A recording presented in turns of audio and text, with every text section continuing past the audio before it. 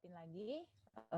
Pak Suwana ada tanggapan untuk kasus ini? Ya, jadi saya tadi udah menyimak ya semua yang beberapa teman utarakan. Itu semua terima kasih ya. Jadi ada tambahan wawasan juga untuk saya dan untuk semua yang hadir. Jadi gini, saya nggak mau terjebak dalam settingan yang lagi diomongin. Jadi itu adalah settingan soal di sebuah organisasi ya dagang lah, dan ada karyawannya nakal atau bikin ulah, jadi apakah pecat atau apakah tidak pecat.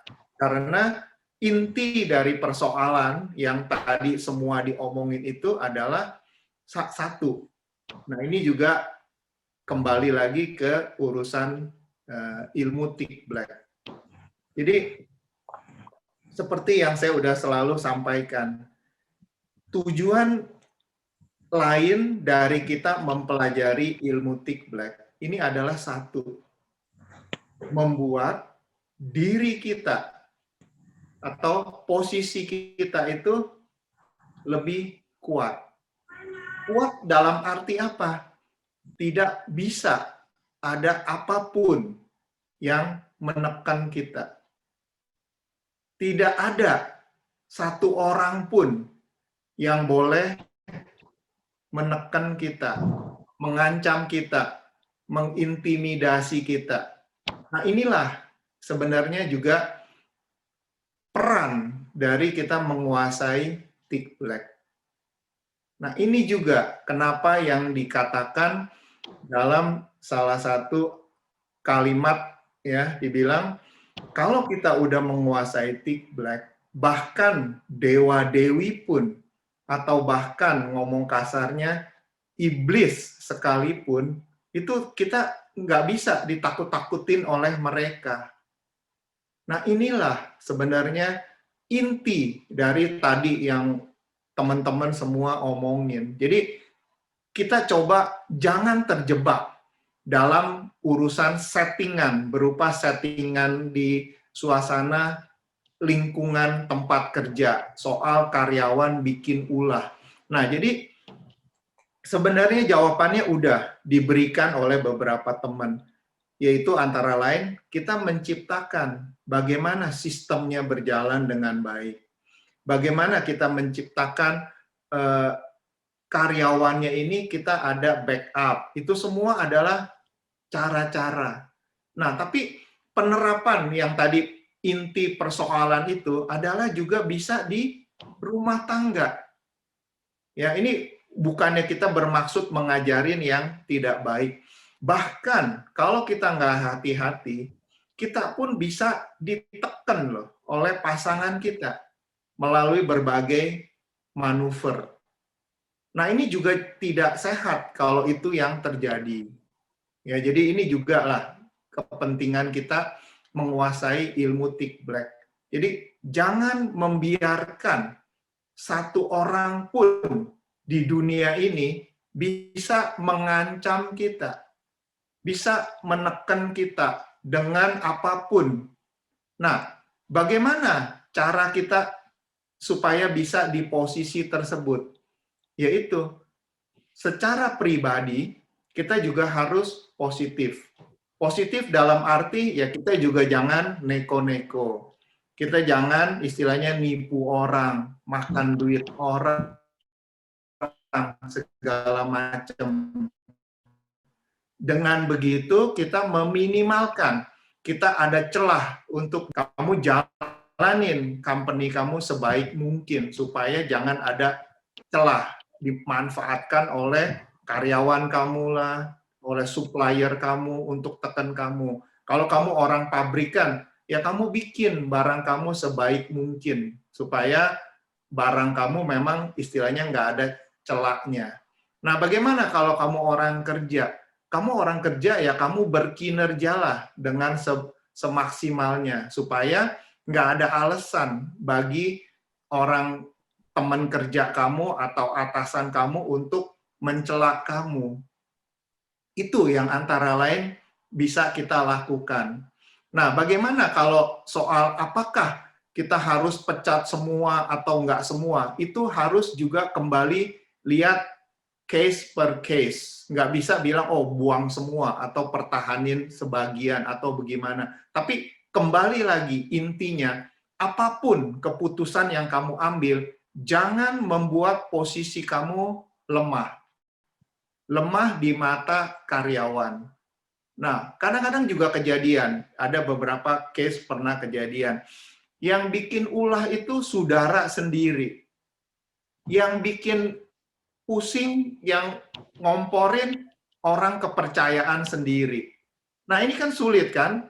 Nah, bagaimana cara mensiasatinya? Itu kembali lagi, kamu punya diskresi. Tapi intinya, jangan sampai orang kepercayaan atau pihak keluarga kita sendiri itu akhirnya kepala gede. Akhirnya menekan kita. Itu yang jangan dibiarkan terjadi. Nah, inilah sebenarnya inti dari kejadian atau kasus yang kita lagi omongin, yang terakhir ini. Jadi, tolong juga dalam kita menyimak sebuah kejadian, dalam kita menyimak sebuah persoalan, itu kita harus jeli membaca. Sebenarnya intinya di mana? Nah, itulah kenapa dalam menanggapi semua omongan yang tadi teman-teman ngomong, saya nggak mau terjebak dalam urusan pecat-memecat karyawan. Karena bukan di situ inti persoalannya. Tapi inti persoalannya adalah ada orang atau ada pihak yang mau menekan kita. Menekannya dalam bagaimana? Ya, dia bikin ulah, dia kasak kusuk, dia mempengaruhi rekan kerja untuk tidak patuh kepada kita. Nah, kadang-kadang juga, misalkan sekarang saya lebih persempit ya, saya udah nggak bicarain intinya, saya nggak bicarain makronya. Sekarang saya coba masuk ke mikronya. Mikronya yang soal, oh dipecat siapa? Nah, itu ada beberapa teknik. Ada, ini biasanya sering dipakai oleh raja-raja sama kaisar-kaisar di Cungko zaman dulu. Jadi, dia lihat, justru yang dipertahankan itu pejabat yang lemah. Kenapa yang lemah dipertahankan? Karena lebih gampang diatur, lebih gampang disetir, lebih gampang diperintah untuk mengikuti kemauan sang raja. Jadi ini juga nggak bilang salah loh, itu ada momen-momen di mana justru yang harus kita istilahnya pertahankan itu adalah pihak yang paling lemah dalam gerombolan tersebut, supaya kita lebih ada gampang mengaturnya. Nah, ada juga dibiarinin, ini teknis kedua, dibiarinin dia bikin salah, tapi nanti kita pegang kesalahan dia. Kita pakai ini untuk istilahnya mengatur dia. Jadi dengan begitu, dia akan lebih di kemudian hari lebih nurut sama kita. Nah, ada juga yang istilahnya ini teknik yang lainnya lagi. Ada endless possibility-nya. Saya coba singgung beberapa aja. Kamu tetap biarinin, seolah-olah kamu nggak tahu. Tapi kamu udah siapin pengganti mereka. Terus di saat yang tidak mereka duga, kamu sapu bersih semua. Kamu tuker orang baru.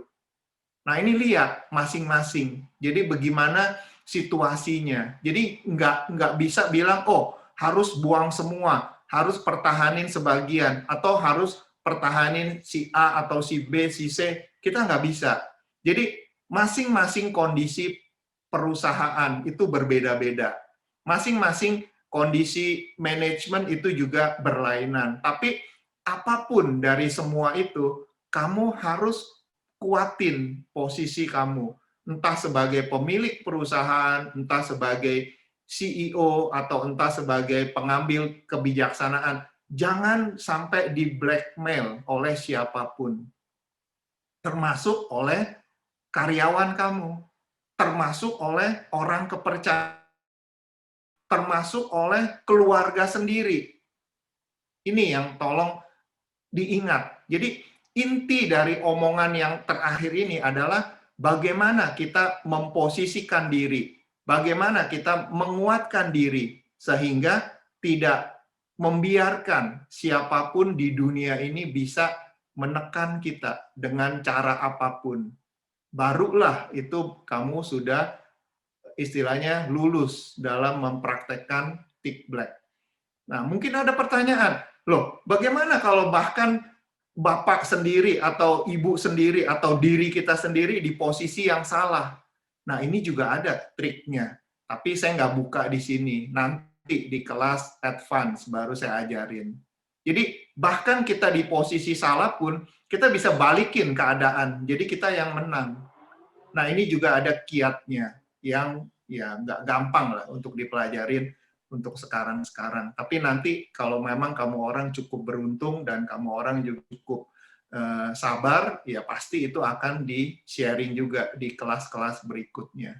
Nah, itu aja. Terima kasih Pak Suhana.